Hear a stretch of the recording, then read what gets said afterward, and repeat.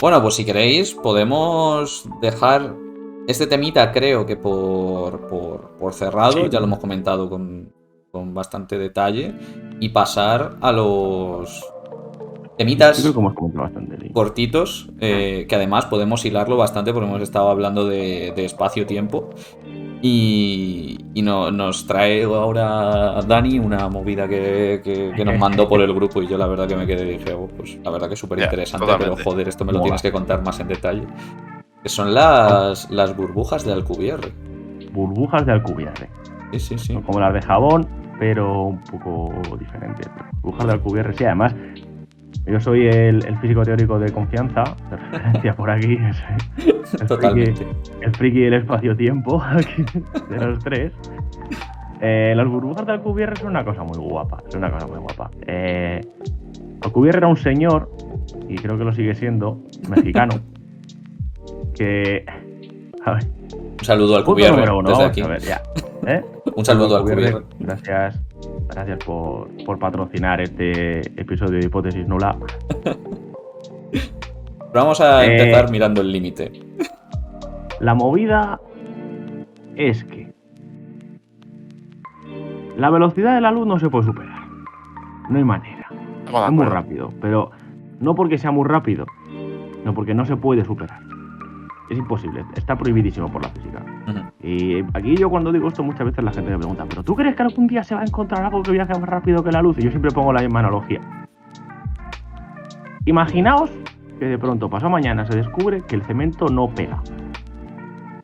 Aquí, pequeño inciso, si está Clara, ella sabe que Clara es viéndome, ya sé que el cemento no pega, lo siento, es un arquitecto que me explicó que el cemento no pega, lo que hace es compactar.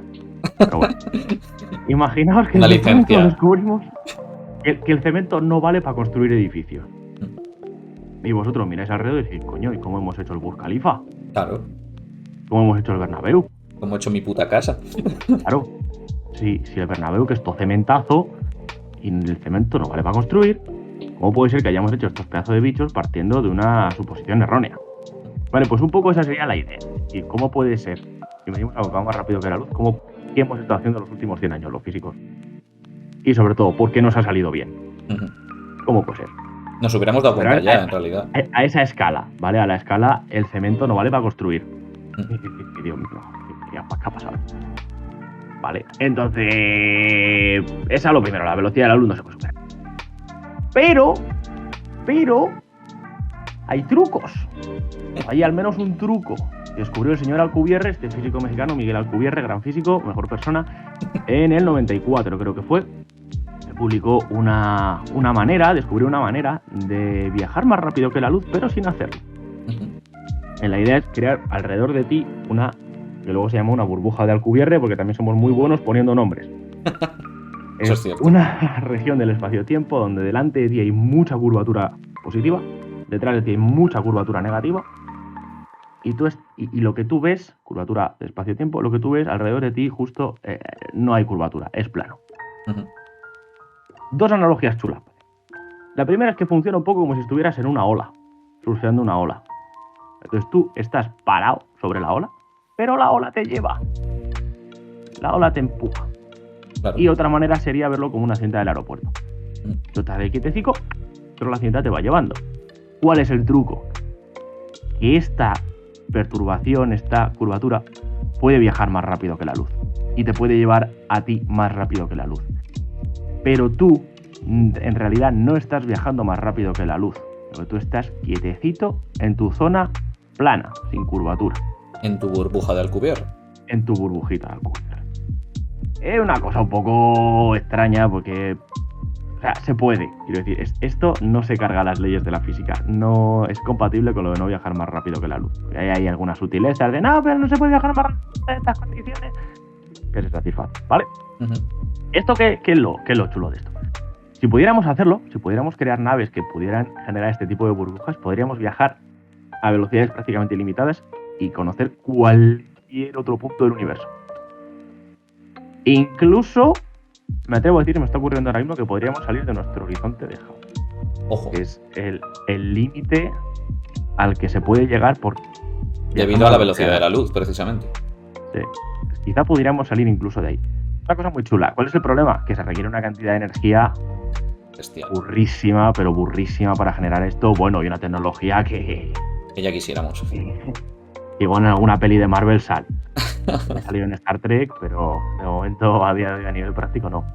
Pero, lo chulo, y es por lo que se me ocurrió hablar de esto, el otro día vi una noticia de que el año pasado, en diciembre, había unos tíos del Pentágono que estaban trabajando con energía de Casimir, la que si queréis hablamos otro día.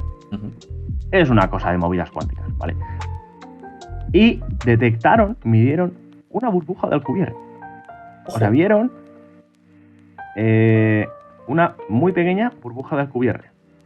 Menos algo que cumplía todas las condiciones para ser una burbuja de Alcubierre. Pero natural. O sea, como que se creó sola. Sí, se la encontraron de casualidad. Ojo. Estaban investigando con 2 placas metálicas, así junticas, y se encontraron dentro una burbuja de Alcubierre. ¿Cómo la detectas? O sea, ¿cómo sabes? En plan, hostia, mira, una burbuja. Pues imagino que por lo de la curvatura, ¿no? O sea, miras a un lado, miras al otro y dices, tengo muy distinta curvatura. Detectaron características de una burbuja de Alcubierre. Pero no de algo que fuera análogo a... No, sino de una burbuja real. La movida es que era muy chiquitita. Muy chiquitita, del orden de una milésima de milímetro. Es muy curioso también porque es unas distancias que no son propiamente cuánticas, empiezan a ser macroscópicas. Efectivamente, una micra es muy grande. Una micra es muy grande para el mundo cuántico. Y es muy curioso porque la gravedad a nivel cuántico no sabemos muy bien cómo funciona, las burbujas de Alcubierre son cosas de gravedad, y ha aparecido como justo en el límite entre lo cuántico y lo no cuántico, tirando más para lo no cuántico. Muy curioso, eso me pareció también bastante curioso. Entonces, bueno, pues yo quería comentar sobre todo esta noticia, que un poco en contexto de lo que es la burbuja de Alcubierre, y que se ha encontrado una. Es increíble. Que tenemos una ahí. Me parece increíble, la verdad. ¿Sabemos más o menos la investigación que era lo que estaban buscando? ¿O no, es que encontrarte una cosa de estas así como así? Es como... Es movidas del Pentágono. Ah, bueno, es clasificado. Ostras. Está hiperclasificadísimo. Estaban haciendo no sé qué con energía de Casimir. Creo que estaban intentando, por lo poco que leí, extraer energía del vacío cuántico mediante efecto de Casimir. Que, como ya he dicho, de Casimir, si queréis, hablamos otro día en otro podcast. Sí, sin problema. Vamos a hablar un poquito de Casimir. Casimir es una cosa chula. Y estaban intentando pues sacarle provecho, creo. Y además es curioso porque había uno de los que estaban llevando el proyecto, es un experto en propulsión, en motores de la NASA. Uno de los que estaba trabajando cuando descubrieron esto. Entonces, mola mucho que precisamente esté trabajando un tío experto en propulsión y se encuentren como el mejor motor potencialmente que se puede crear, porque... O sea, es el único que te permite viajar más rápido que la luz. Efectivamente. Por esa simple razón, ya es un descubrimiento impresionante, la verdad. Mola mucho. Claro, luego también habría que ver... Habrá dificultades técnicas, por supuesto. Si creamos una nave que sea capaz de hacer eso, que las personas en el interior no mueran en el intento... Pero las etapas de aceleración van a ser jodidas. Es que en realidad no, porque tú estás quieto. Claro, o sea... Pero, claro, esa era mi duda, en realidad. Porque tú, para entrar en una burbuja de Alcubierre, lo que haces es modificar tu entorno. Tú no te tienes que modificar nada. Es una de las ventajas que tiene también. Una gran ventaja. Pero para modificar tu entorno tienes que transferirle mucha energía a tu entorno. Espacio-tiempo alrededor. Entonces, eso tienes que ser capaz de dársela sin petar.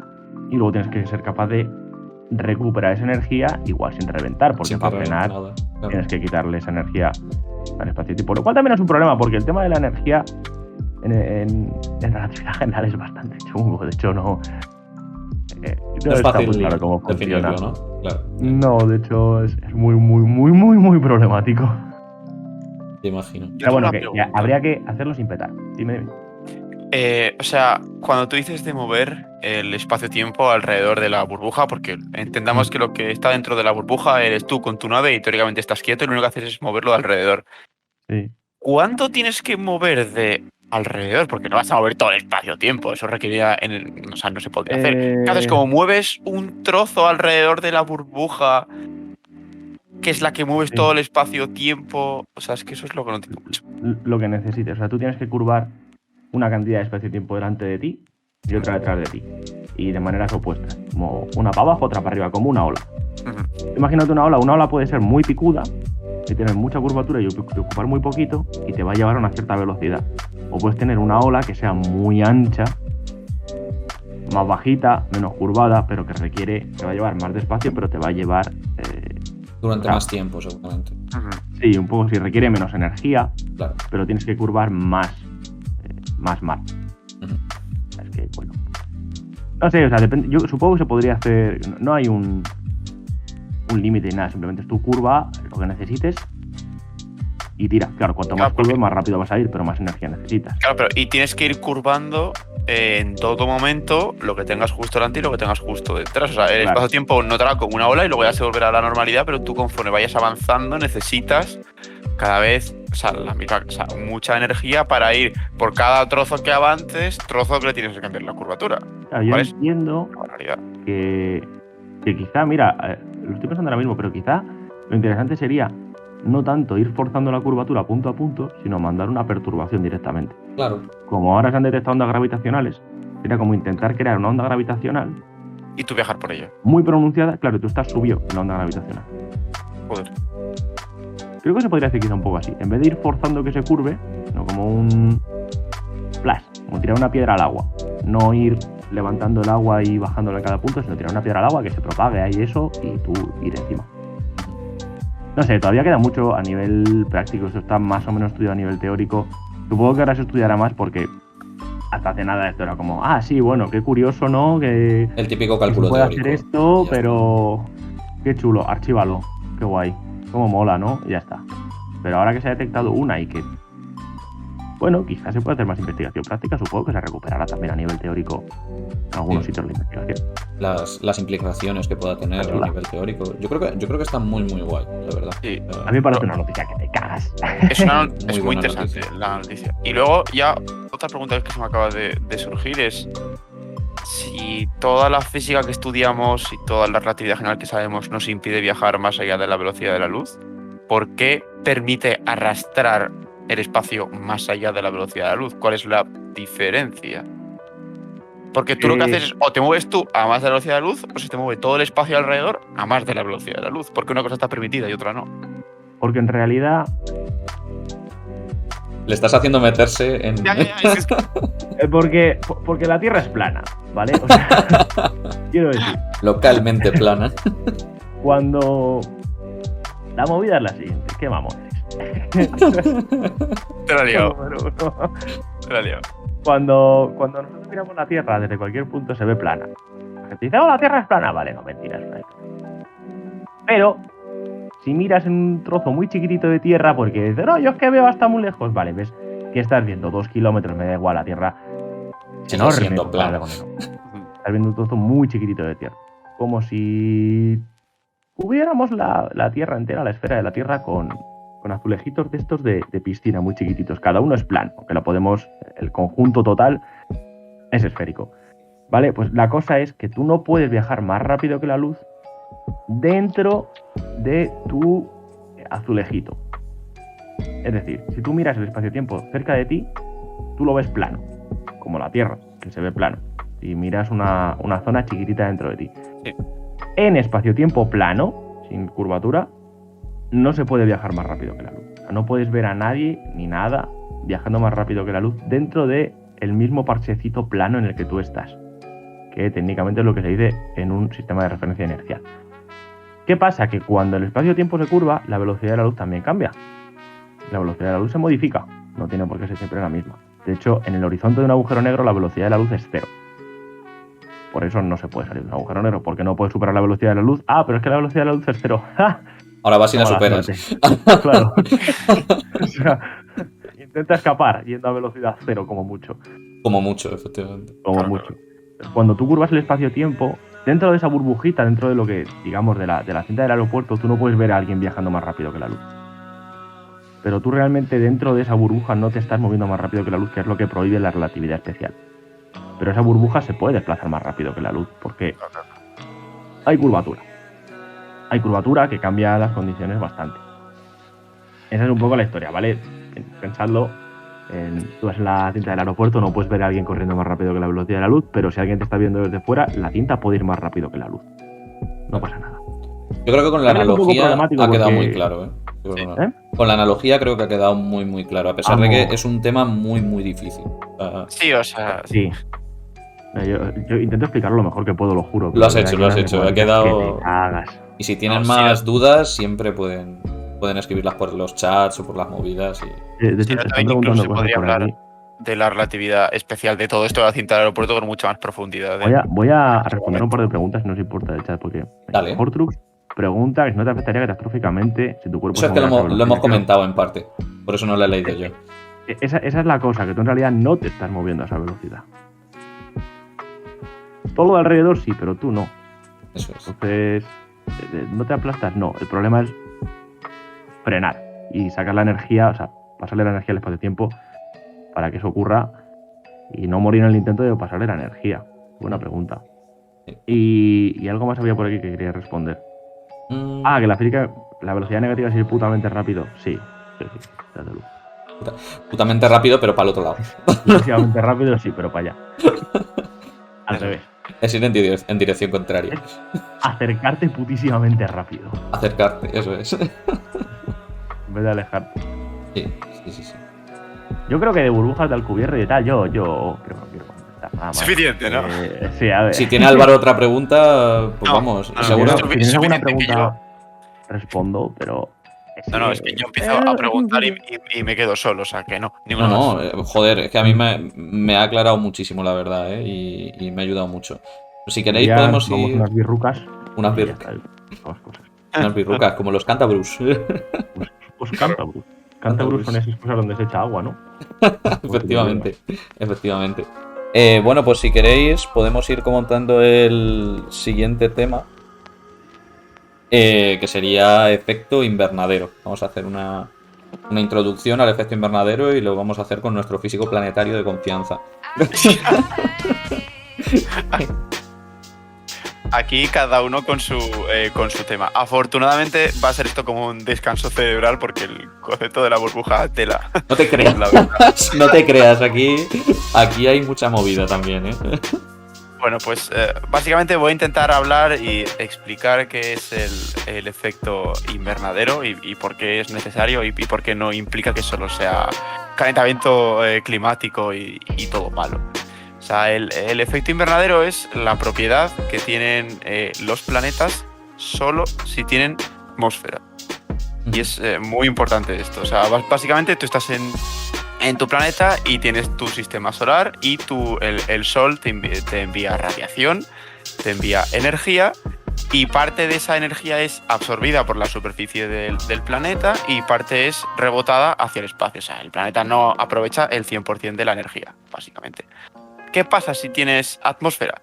Pues que la atmósfera no son más que partículas flotando alrededor de la superficie de la atmósfera y digamos que según qué tipo de moléculas compongan esa atmósfera, es posible que parte de la radiación se quede atrapada. O sea, que digamos que la Tierra o que el planeta en cuestión aproveche mucho más esa energía y la retenga. ¿Vale? Entonces, ¿qué es lo que pasa con el efecto invernadero? Pues que el efecto invernadero es cuando tienes una atmósfera suficientemente grande como para que eso se note. ¿Y a qué me refiero con que se note? Con la temperatura. Por ejemplo, en la Tierra, si no hubiera efecto invernadero, la temperatura media sería 18 grados bajo cero. La media. O sea que las mínimas podrían ser algo, vamos, que para la vida humana estaría bien jodida la cosa. Unos 18 Entonces, grados es la madre que me parió. Es que es la temperatura media. Yo me pondría una porque- rebequita, efectivamente. Es que es muy curioso porque con el efecto invernadero la temperatura media es de unos 12 grados o 12-15 grados. ¿Qué es lo que pasa? Que claro, con temperaturas medias de 12-15 grados, la temperatura más baja registrada nunca en la Antártida han sido como menos 50 o 60. O sea, si la media es desploma 20 grados, no quiero ni imaginar Increíble. lo que convendría. Entonces, ¿qué es lo que pasa con este efecto invernadero? Que no lo hacen todas las particulitas de la atmósfera, lo hacen solo unas pocas moléculas que son los gases de efecto invernadero. Ujú. Que básicamente es el vapor de agua, el famoso CO2, que lo oyes hablar por todas partes, el metano y más contribuyentes, pero El el más ozono, gordo por de todos, ejemplo. Sí, el ozono sí, también lo es, pero en mucha menor medida. Ujú. Entonces, ¿qué es lo que pasa? Que el que más efecto invernadero tiene es el vapor de agua. Entonces, ¿qué es lo que pasa? Si os fijáis, el efecto invernadero es algo necesario para que en la Tierra se produzcan las condiciones necesarias para la vida. O sea, no es algo que tú lo oyes en las noticias como un bombardeo en plan, efecto invernadero, todo mal, todo mal. Es que si no lo hubieran, no estaríamos aquí. O sea, esto es como todo en la vida. Un efecto invernadero moderado está bien. O sea, todo en su término medio está bien, pero cuando te pasas de efecto invernadero o cuando tienes uno inexistente estarías bien jodido. Y entonces, ¿qué tiene que pasar para que una molécula contribuya al efecto invernadero? Pues ese tipo de moléculas tienen una propiedad que es capaz de absorber la energía que se refleja de la superficie de un planeta y tienen la capacidad de almacenarla y reemitirla en el infrarrojo de una manera más pausada, como más de a poco. Es como una estufa que se carga y se va descargando poco a poco, lo cual hace que aumente la temperatura. Qué bueno, chulo. Es un condensador, en realidad, también. Sí. Como una batería. Una batería. Claro. Tú cargas el móvil en 1 hora y te dura 3. Eso es. Sí, efectivamente. Entonces, eso está muy bien porque puede ayudar a que algún planeta esté al borde de ser habitable o no y que acabe siendo habitable porque tienes una temperatura mucho más agradecida. ¿Qué es lo que pasa? Que el efecto invernadero es un equilibrio delicadito y tiene que haber un sistema detrás que lo mantenga. Porque, por ejemplo, en la Tierra se cumplen todas las condiciones para que el equilibrio sea bonito y agradable y el efecto invernadero sea algo bueno, positivo, que no tiene por qué ser malo siempre. Entonces, ¿qué es lo que pasa en la Tierra? Pues que tienes como un sistema circular que te regula el efecto invernadero. Porque una manera de medir el efecto invernadero es concentración que tienes de agua y de dióxido de carbono y otras muchas cosas. Entonces, ¿qué es lo que pasa? En la Tierra se dan las condiciones para que haya un cierto vapor de agua en la atmósfera, que según las condiciones de la misma atmósfera se condense y llueva, entonces quitas cantidad de vapor de agua en la atmósfera y la metes en el mar, que eso al efecto invernadero le da igual, ¿vale? Entonces también haces que gracias a todos los océanos que tenemos, el dióxido de carbono, que es otro gran gas de efecto invernadero, haces que se disuelva en los océanos y que no contribuya a este efecto invernadero. ¿Qué es lo que pasa? Que si eso fuera eterno, la cantidad de vapor de agua y de CO2 sería muy bajo y el efecto invernadero sería la mierda y estaríamos muy muertos. Pero afortunadamente en la Tierra tenemos algo muy bonito que se llama tectónica de placas. Un núcleo activo que hace que tengamos terremotos, volcanes y de todo. Esa tectónica de placas hace que todo lo que esté en el océano... Depende de a quien pregunte, será bonito o no, ¿eh? Bueno, ya, para los de La Palma, desgraciadamente, no. Hablamos a nivel geológico. Sí, a nivel geológico. Las fotos son muy bonitas y nos da tiempo a comer. Entonces, pues... Sí. Pero si no, o sea, yo estoy hablando... Todo esto hablo a nivel geológico, claro, no a nivel humanitario. Eso es un follón de mil pares de cojones. La cosa es que te permiten que toda esa agua o todo ese vapor de agua que ahora está en los océanos y todo ese dióxido de carbono que se ha puesto en el océano, por debajo, al haber movimiento de tectónica de placas, se pueda reciclar y se pueda reenviar en la atmósfera en forma de un volcán, como pasó en La Palma. O sea, todo el CO2 y todos los gases loquísimos que echaron el volcán es un proceso de regulación del efecto invernadero. Entonces, consigues un equilibrio para que la temperatura en la Tierra sea agradable con todo ese proceso. ¿Y las plantas? ¿Cómo contribuyen? Claro, las plantas también contribuyen porque disminuyen la cantidad de CO2 y lo transforman en oxígeno. Entonces es otra cosa que hace que haya menor cantidad de CO2 en la atmósfera. O sea, que al final hay como un montón de mecanismos, ¿no? que conspiran entre ellos para que estén la puta madre los humanos. Aquí serían como un montón de poleas, unas intentando subir, otras intentando bajar para mantenerlo todo en un nivel compatible con la vida. Sea lo que se llama moderado. Y es que uno se preguntará, ostras, ¿y qué pasa cuando se va de madre? Pues nuestros planetas vecinos son el ejemplo claro de cada uno de ellos. O sea, cuando tú tienes un efecto invernadero que se llama desbocado, en plan, que no para de haber más y más efecto invernadero, te encuentras casos como Venus. Venus, recordad que es el segundo planeta en distancia con respecto al Sol, está Mercurio, Venus, Tierra. Y Venus tiene muchísima más temperatura en su superficie que Mercurio, que está mucho más cerca. De hecho, la temperatura de Venus es fácilmente 450 grados. Normal. Lo cual es una putísima barbaridad. Almería en sus días buenos. Claro, o sea, eso es una locura. Y el problema de Venus es que tiene un efecto invernadero que se llama desbocado, que no para de retroalimentarse constantemente. Y, por ejemplo, ¿qué es lo que le pasa a Venus? Pues lo que le pasa a Venus es que al estar más cerca del Sol, tiene mucha más temperatura. Entonces, hace que la lluvia, que es lo que ayuda a quitar el vapor de agua de la atmósfera, no suceda y que se quede el vapor de agua siempre por ahí encima flotando. También tienes la putada de que tampoco no tiene tectónica de placas. Claro. Entonces, como no tiene tectónica de placas, pero sus volcanes no paran de echar mierda a la atmósfera y la atmósfera no se puede limpiar esa mierda, porque en la Tierra, con la lluvia y con la temperatura agradable que hace, es posible que se vayan. Y como tampoco tienes plantas, ni vegetación, ni nada, no para de crecer. A 450 grados. Claro, Madre mía. Claro, Para poner un pisito allí. Entonces no para de crecer ese efecto, y no para de crecer y crecer y crecer hasta que te encuentras con temperaturas de 400 y pico grados. Entonces ahí el efecto invernadero es malo porque es desbocado. Claro, podríamos decir que además, corrígeme si me equivoco, la atmósfera que tiene Venus es muchísimo más densa, muchísimo más gordota que la que podría tener la Tierra, porque los gases de efecto invernadero como que se quedan ahí apelotonados y ya no caben más. Ya no... Claro, es que tú piensas que en la Tierra no tienes mucha mierda en la atmósfera porque el 80% es agua que son océanos, que es agua líquida. Si tú eso lo calientas y lo evaporas de golpe, es una cantidad de vapor de agua en la atmósfera horrorosa y nos desarrollamos muy fuertemente. Buah. Entonces es justo la cantidad adecuada. ¿Y qué le ¿Y pasa el ejemplo a Marte? contrario? Sería Marte, Sí, ¿no? Marte. Claro, Marte le pasa justo lo contrario. Ajá. Lo que le pasa a Marte básicamente es que al hacer mucho más frío, o sea, hace frío, entonces la lluvia puede seguir cayendo, entonces no hay ningún problema porque se va limpiando la atmósfera. Pero ¿qué es lo que pasa? Que cuando el vapor de agua y el dióxido de carbono se va quedando en el suelo, no tiene una tectónica de placas ni volcanes que los pulsen otra vez para arriba. Unido a que tiene una atmósfera más fina y a que su núcleo hace muchos días que no se mueve, que está muy frío, que no... Bueno, cuando Álvaro dice días, de se refiere no a días, literalmente. Claro. Claro, sí, o sea, hace muchos años. Los días en escala logarítmica, más o menos. Desde el jueves. Desde el jueves. La alarma desde el jueves. Se ha dormido el que tiene que darle el mecanismo y ha dicho, claro, Paco, que la ha liado.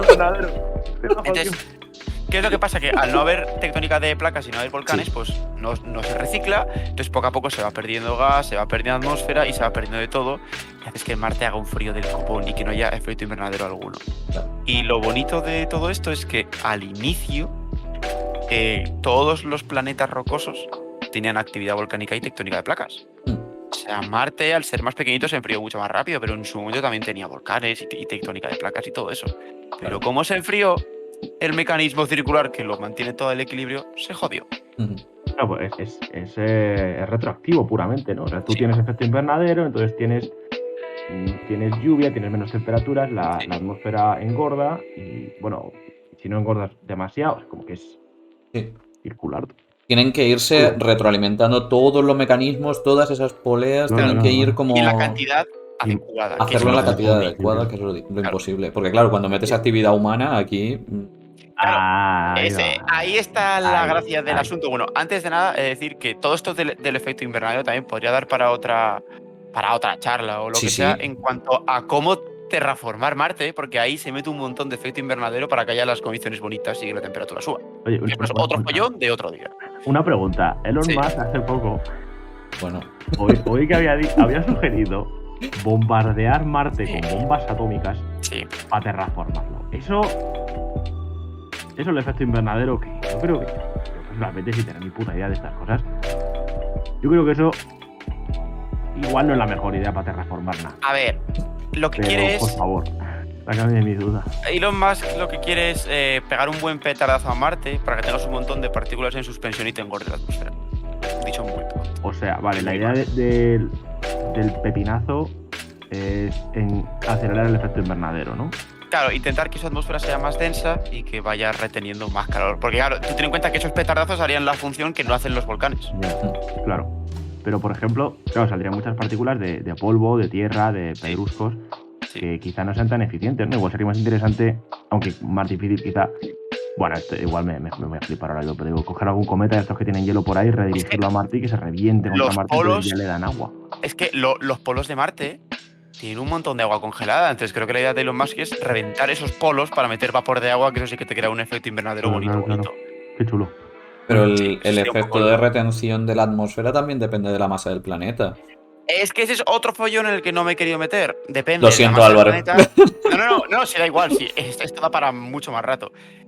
Vosotros preguntar sin miedo. La cosa de eso es que tú, para que tengas también una atmósfera, para que una atmósfera aguante en un planeta pequeño, necesitas que haya atmósfera, que haya partículas en suspensión y que haya volcanes y un campo magnético. Claro. Para que el viento solar no se cargue la atmósfera. Ah, claro. Entonces, Porque la idea de Elon Musk en principio sería como, temporal. vale, temporal. No, Como es que nos sería vale para un la primera apaño vuelta, pero Claro, sería un apaño temporal y que tendrías que ir tú realimentando a bombazos constantemente. a bombazos te quedas sin Claro, planeta claro. y cada vez es más difícil, entonces es como... Ahí es cuando entran más teorías de cómo meter un campo magnético o una protección para esa atmósfera en Marte. Vamos a ver,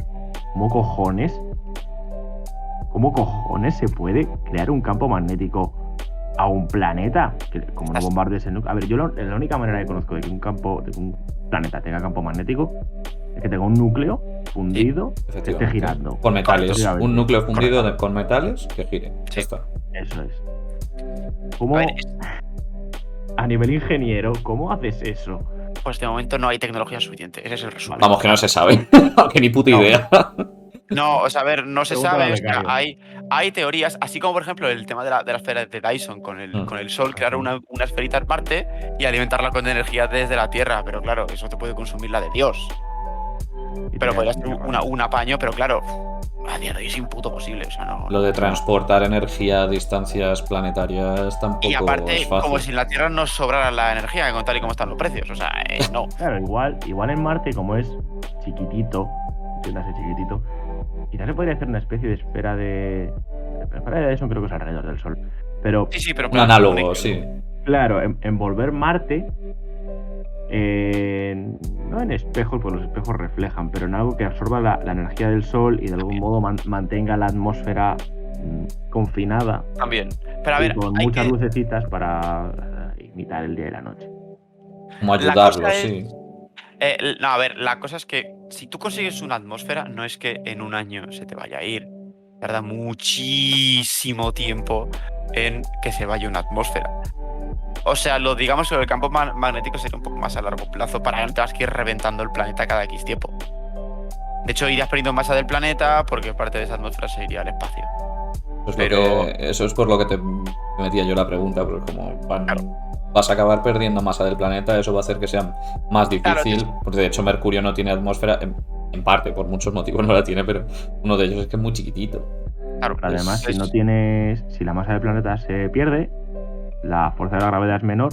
Eso trae es. menos atmósfera, ¿no? Eso es. Ese es el motivo en realidad por el que tiene menos atmósfera si tiene menos masa, Entonces, porque no retiene. Entonces, como os digo, el tema de la terraformación de Marte o de cualquier planeta es un follón que da para tranquilamente una señora charla más. O sea, que yo encantado, ¿eh? O sea, totalmente. Es un Pero tema bueno. de la hostia también, súper guay. Y no nos hemos metido en lo de la actividad humana, realmente.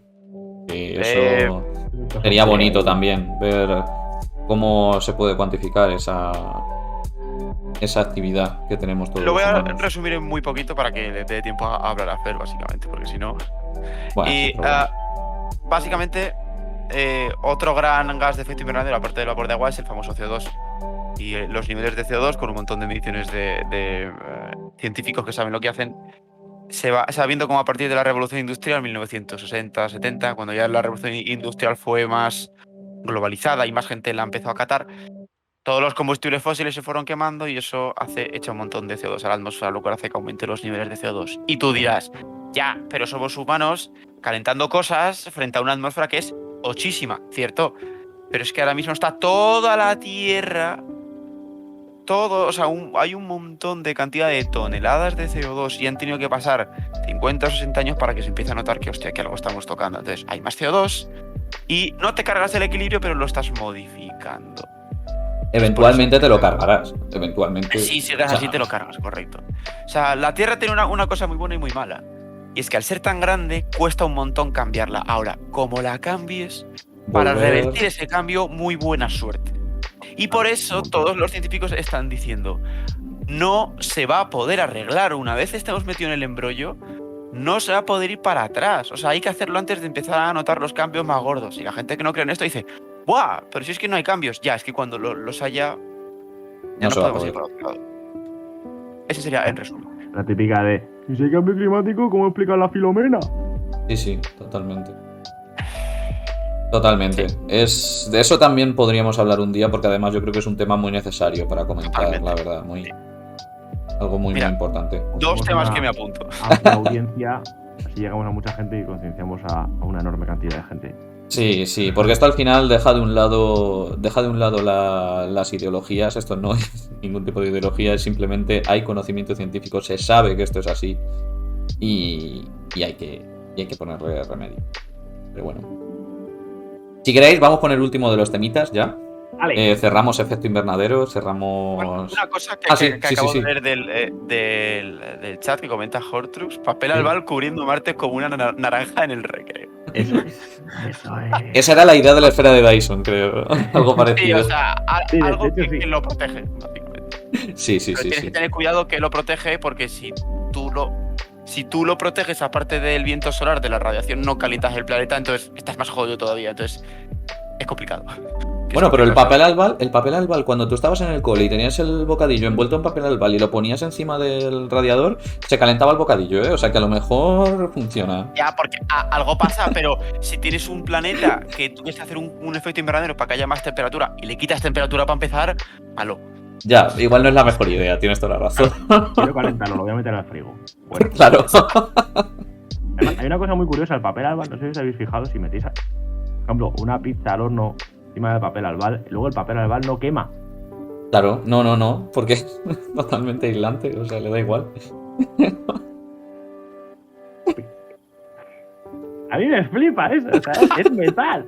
No puedes que metes una cosa al horno a 200 grados 10 minutos y luego esté frío. Es increíble, sí. El mejor invento de la humanidad después de la cinta americana y la brida. No, el asa del cubo, ¿eh? Yo estoy con el asa del cubo, es un inventazo. El asa del cubo, buen invento. El palo de la fregona. El palo de la fregona, otro buen invento. ¿Sabes qué es otro buen invento? La computación. ¿Y la computación cuántica? Ojo, la computación cuántica es algo que se inventará en algún momento.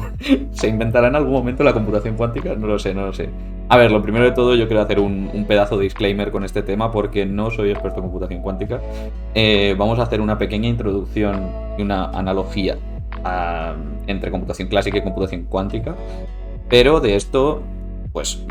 hay gente que sabe muchísimo más que yo, no es mi campo, nos lo hemos preparado porque, pues bueno, había interés entre vosotros para que habláramos de esto, pero no es un tema con el que yo sepa mucho. Entonces, bueno, dicho esto, hay algunas cosas que sí que me he preparado, las cosas como son. Y lo primero que tenemos que tener claro es tanto cómo funciona la teoría de la información, bueno, no la teoría de la información, sino la información clásica y la información cuántica, cómo se almacenan las dos. Y ahí entramos en el concepto de bit. El bit es la unidad mínima de información. Entonces, es cómo se almacena la información en forma de ceros y unos en computación clásica. Entonces, nosotros tenemos unos transistores en los que tenemos ceros y unos apilados, unos al lado de los otros, y cada uno de esos pues, pueden hacer operaciones entre ellos y darnos soluciones a problemas computacionales que nosotros le planteamos en forma de algoritmos. Está ahí guay. ¿Qué pasa? Que eso es un poco quejuno, es un poco que no nos da cosita y dices, bueno, vale, sí, está guapote, pero ¿por qué electrones y no cosas mucho más guapas? Pues bueno, para eso la gente, claro, lo de los spins lo podemos hablar otro día. Eso me lo tengo que preparar también, lo de la spintrónica. Eso es un campo muy interesante, la verdad.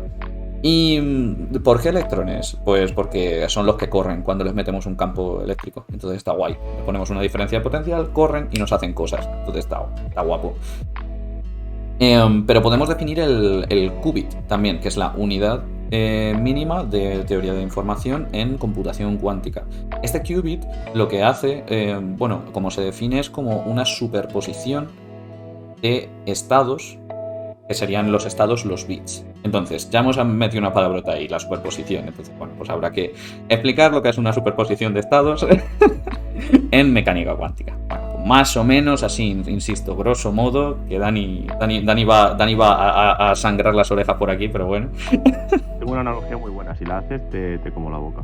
Seguramente no la hagas. Realmente.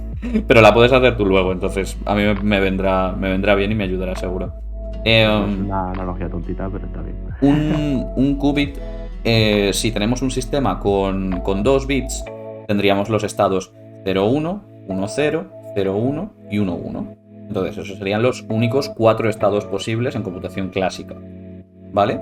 ¿Qué nos pasa en computación cuántica? Que nosotros tenemos una combinación de la suma de esos 4 estados. Entonces, tenemos algo por el 0,0 más algo por el 0,1 más algo por el 1,0 más algo por el 1,1. Y esos algos, los coeficientes que no nos vamos a meter en cómo se calculan, pero son números complejos y además su suma al cuadrado tiene que dar 1. Ya está, hasta ahí. Eso para quien le interesen un poquito las mates. Entonces... Le veo sufrir, ¿eh? Te quiero. Me está encantando esto. Le veo sufrir. Pero claro, eso nos da muchísima más potencia. No, eso nos da muchísima potencia, ¿por qué? Pues porque nosotros somos capaces de programar los algoritmos o cierto tipo de algoritmos de forma que aprovechen las propiedades de esta superposición de estados. Porque nosotros cuando vayamos luego a aplicar un operador o una puerta lógica a estos tipos de estados o a este tipo de estados o a varios o a uno o a lo que queramos, vamos a poder hacerlo de una forma mucho más eficiente, porque vamos a poder parametrizar el problema mucho mejor. Uno de los algoritmos más conocidos dentro de la computación clásica es la criptografía de clave pública y clave privada, que se basa básicamente en la factorización de números. Entonces, ¿esto cómo se hace normalmente? Pues tú empiezas a probar. Tienes que saber si ese número es divisible por. Entonces, esto se programa con un montón de ifs y esto es... ¿Se puede programar? ¿Se puede resolver? Sí, claro. Pero cuando tú conoces números primos muy grandes, tienes que probar divisiones muy difíciles y para probar las difíciles, por como son los algoritmos, tienes que probar todos los anteriores. Entonces, no es lo más eficiente. En computación cuántica, por la naturaleza inherente de esta superposición de estados, se pueden programar algoritmos en los cuales, lo siento, pero no me voy a meter muy en detalle, que lo hacen de forma muchísimo más eficiente. Entonces, uno de estos algoritmos es el algoritmo de Deutsch-Hotza, en el que el objetivo es básicamente determinar si tú, al darle 2 estados cuánticos a una función, que es una caja negra, te escupe todos ceros o la mitad de ceros y la mitad de unos. Y esto, con un ejemplico, lo entendemos muy bien. La función resto. Si esa función de caja negra fuera la función resto, sería una función que nos escupiría para los números pares un 0 y para los números impares un 1. Siempre que hacemos una división entre 2, el resto es o bien 0 o bien 1. Entonces, eso se conoce como una solución balanceada en este tipo de algoritmos. Y esos, para computación cuántica, son muchísimo más rápidos que los de computación clásica. Entonces, no sé si hasta aquí os ha surgido alguna dudita, algún comentario, alguna cosilla, o continúo.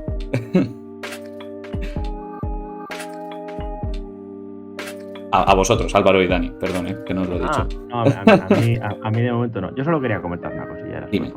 Es que me gusta mucho. ¿El principio de superposición?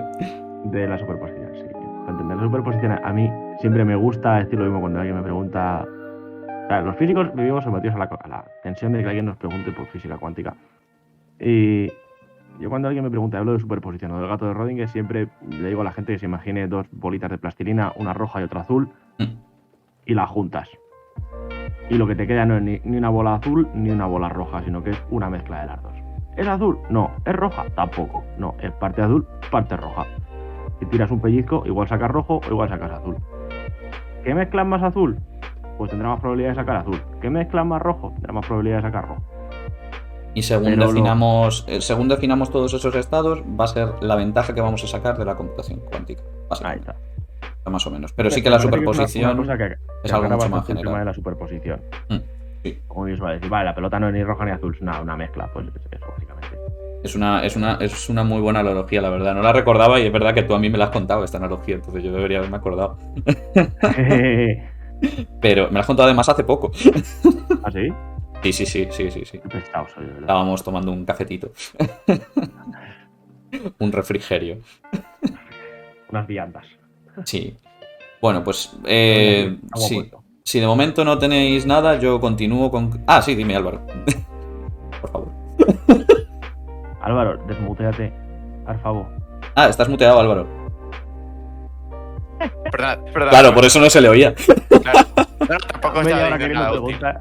La cuestión es que, o sea, digamos que la gran ventaja que tiene la computación cuántica con la clásica, o sea, hablar de qubits Sí. o hablar de bits, Sí. es que en vez de trabajar o solo con 0 o solo con 1, se puede trabajar con muchas más cosas a la vez. Claro, efectivamente.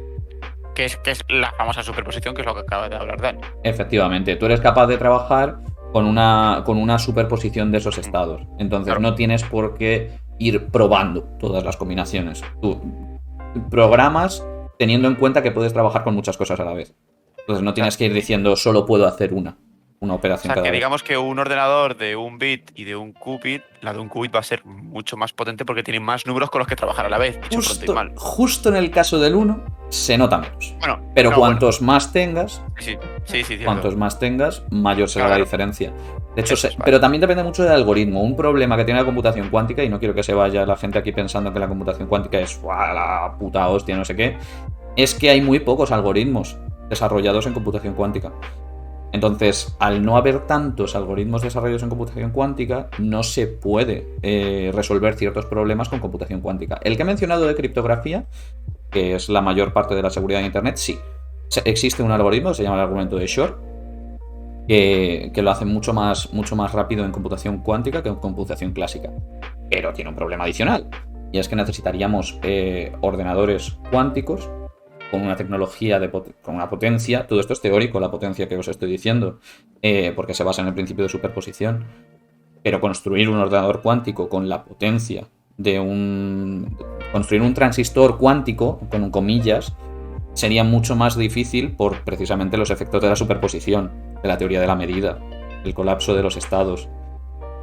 Eso nos afecta y es mucho más difícil que tener electrones corriendo. Electrones corriendo es como, pues venga, a cholón.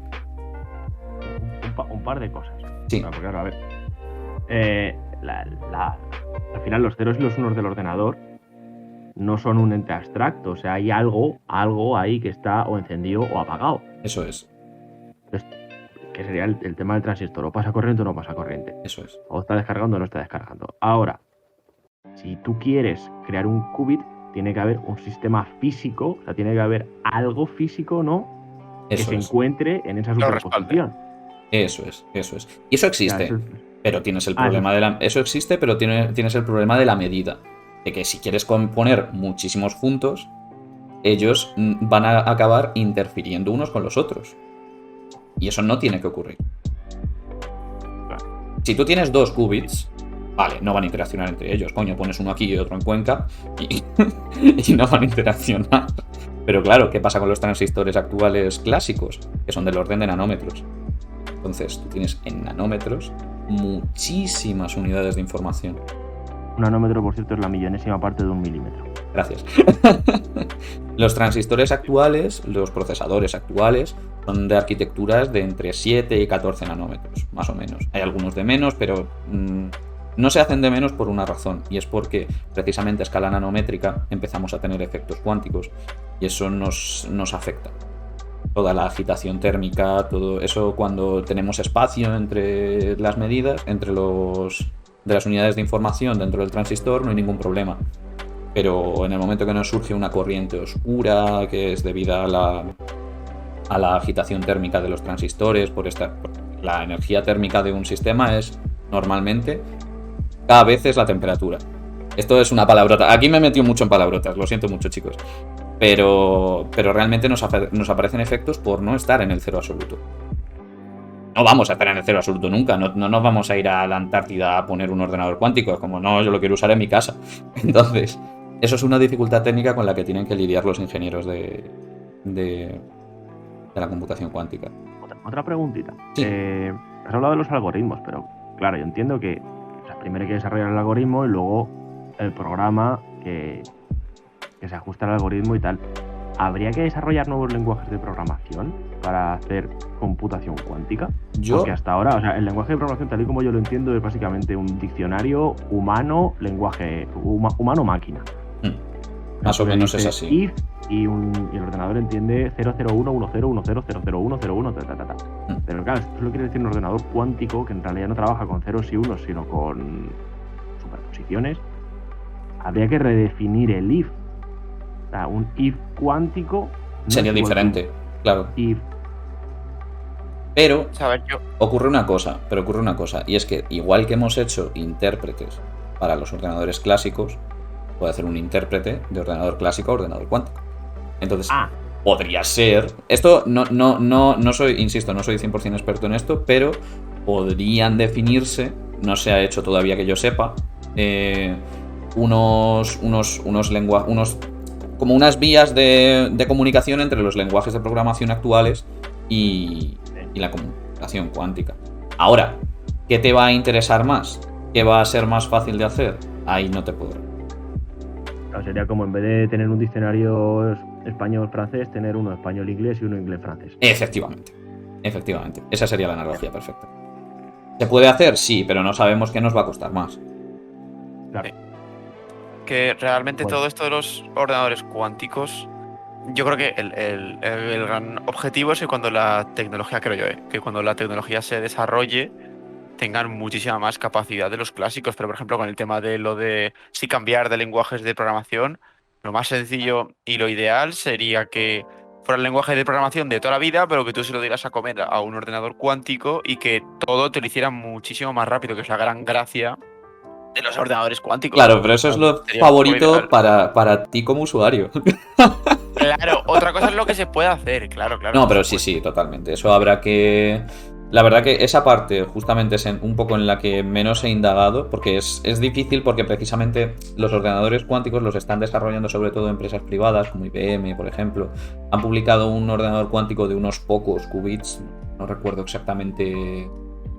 eran 10 o 20 qubits, a lo mejor estoy metiendo la pata con el dato, pero eran unos pocos qubits. Y claro, en lo que se centran sobre todo es en la potencia que dan con los algoritmos que existen.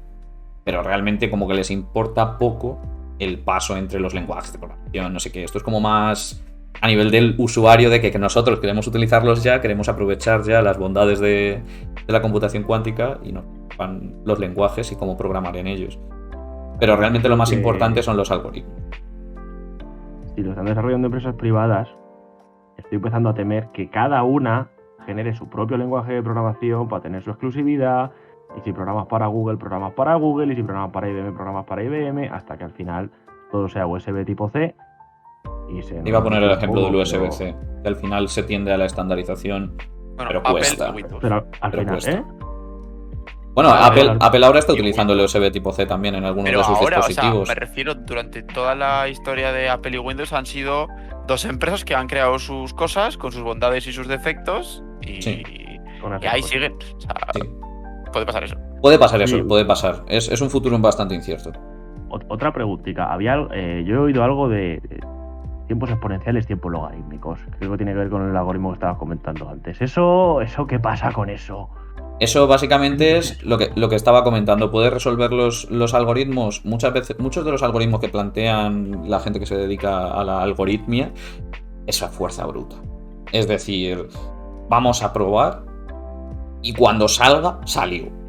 Hay otros que se pueden hacer de formas un poco más ingeniosas y bueno, de hecho, actualmente será lo más habitual. No digo yo que no, yo de esto que tampoco tengo mucha idea. Pero hay algunos algoritmos que son empieza a probar, pues como nada de criptomonedas, por ejemplo, como a cholón. Entonces, esos tiempos si tú coges un algoritmo clásico y un algoritmo cuántico, el tiempo que va a tardar en resolver un problema, puede calcular. Vale, pues con esta complejidad va a tardar tanto. Y hay algunos que en computación clásica, como el de Deutsch-Hotza, que es el que he mencionado, el de sacar si una función es balanceada o si una función es, perdonad la chuleta, constante. Constante porque todo el rato saca ceros, o balanceada porque saca ceros y unos por igual. Como hemos visto, la función resto entre 2 sería balanceada porque nos saca mitad ceros, mitad unos. Pues el tiempo que se tarda en resolver eso es exponencial para la computación clásica, pero es polinómico, concretamente polinómico, no logarítmico, pero bueno, en computación cuántica. Eso quiere decir que para una complejidad muy baja nos da igual uno que otro. Pero resolver en complejidad alta, en computación clásica, nos llevaría muchísimo tiempo. Probablemente, bueno, depende del problema que queramos resolver, pero muchísimo.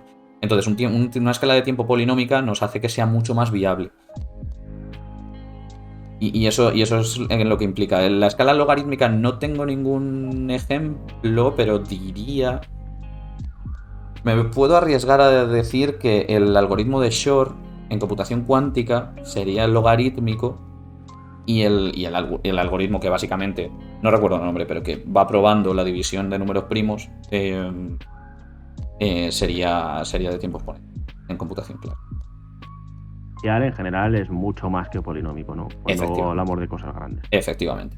Porque para un día no, pero para 50 años ya sí se nota la diferencia. Sí. Efectivamente. Yo, de hecho, creo que, no sé si vas a hablar de esto, ¿no? Pero creo que hay un ejemplo con esto que es con el tema de las contraseñas. Todas las contraseñas de Internet, bancos, claro, Google, todo, es criptografía, joder, es muy difícil decir la palabra criptografía, de clave pública y de clave privada. O sea, yo a lo que me refiero, antes de que te metas en eso, creo que te vas a meter. Dime. Básicamente, un ejemplo para que veáis la revolución que puede suponer el tema de ordenadores cuánticos cuando la cosa se normalice, es que la forma que tienen de encriptar todo el tema de las contraseñas con ordenadores clásicos para descifrar una sola contraseña en una seguridad adecuada, fácilmente puedes tardar cientos de años. Fácilmente. Claro. Entonces, con un ordenador cuántico en las mismas condiciones podrías tardar días, lo cual es... Cuando se estandarice todo, habrá que crear otro sistema de encriptación acorde. Pero a lo que me refiero es que puede ser una revolución por el hecho de que quien tenga en poder eso puede cambiar muchas cosas. Sí, pero igual que se puede hacer desde el lado de la violación de la privacidad, también se puede hacer desde el lado del aumento de la seguridad. Entonces, claro. Van dadas de la mano siempre, realmente. Es como, ¿va a haber formas de hackeo? No, pero me refiero que es como otra motivación más para que se vea por qué el tema de la cuántica no es solo que guay es cosas de cuántica, sino aplicaciones prácticas. Sí. Como mejorar la seguridad y como todo lo que has contado. Efectivamente, porque lo primero que hace es, según surge este algoritmo de Shor, es amenazar la criptografía de clave pública y clave privada. Pero existen otros tipos de criptografía y de decirlo, de encapsulación de la información. Sí, de encriptación. De encriptación, gracias. Entonces se pueden utilizar. La cosa es que la más estandarizada por su seguridad, por su sencillez y por tal, es esta. Y justamente los ordenadores cuánticos, este problema se les da muy bien. El de la criptografía de clave pública y privada. Se pueden hacer, se harán, de hecho. Y de hecho mi más o menos conclusión sería que realmente no van a sustituir, no nos tenemos que quedar con esa idea, no van a sustituir a los ordenadores clásicos por los problemas que estamos mencionando, de que si tienes muchos qubits, interfieren entre ellos, por ejemplo. No es barato. Que los complementen, ¿no? Claro, la idea es que se complementen. Que para los problemas que se le dan muy bien a la cuántica, tengamos un cacharro cuántico. Para los problemas que ya hacen muy bien los clásicos, sigamos con los clásicos, porque hay problemas que los resuelven muy bien los clásicos. Entonces no necesitamos... igual es más esfuerzo desarrollar otro algoritmo mucho más difícil en cuántica. Ojo, que eventualmente seguramente se hará con tiempo infinito. Vale, de acuerdo.